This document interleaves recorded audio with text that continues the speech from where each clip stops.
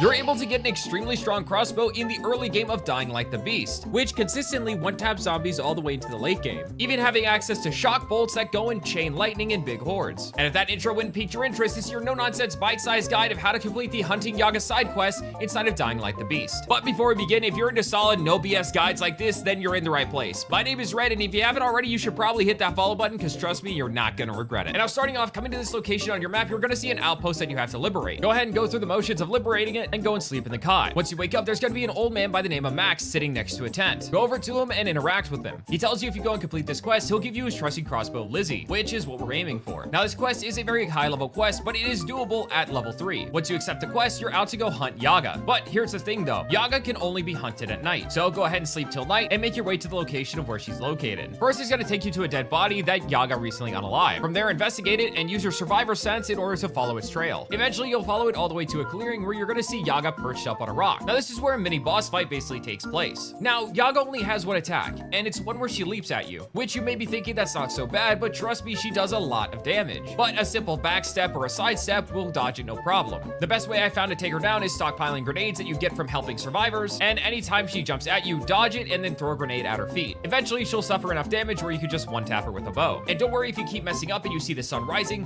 this mission can still be done during the daytime, you just have to find her at night. And now once you've gone and beaten Yaga, there's gonna be a new waypoint on your map where we have to find and rescue Max. You see he's surrounded by military personnel when you start to head back to the outpost. So once you dispatch them, head around back of the side of the building and push away that wooden wall. You'll see Max inside and go and talk to him. Once you've exhausted all of his dialogue, he'll tell you that the scientist that made Yaga is at a nearby hunting cabin. Exit the building and use your survivor sense in order to track down the tire marks of the car that recently went by. It's gonna lead you to a cabin by the lake, but be careful because there are 4 military personnel there, and they really aren't that much of a challenge as long as you have a bow. One simple headshot will take them out easy. Once you make your way up top and into a room, you'll find the scientist, to which then after some dialogue, you have 2 choices of either taking the bribe of 500 gold in order to let the scientist get away, or avenge Max and his wife. Whichever one you choose doesn't matter the outcome of the quest, however, you are 500 gold richer if you choose to take the bribe. After that, head back to the outpost where you first found Max and head inside. Once inside, you'll see Max laying there dead. By reading the note, you'll see that he thanks you for avenging his dead wife, and his wife actually would have liked you seeing as she has a soft spot for stubble. But after all that, Lizzy is without a home, and so you take the hunting crossbow into your capable hands. With that was your no-nonsense bite-sized guide of how to obtain the hunting crossbow Lizzy early on in the stages of Dying Like the Beast. If there's any other guides you guys would like to see, please do let me know in the comment section below, as I am always reading them. I love interacting with you guys, and I'll catch y'all in the next one.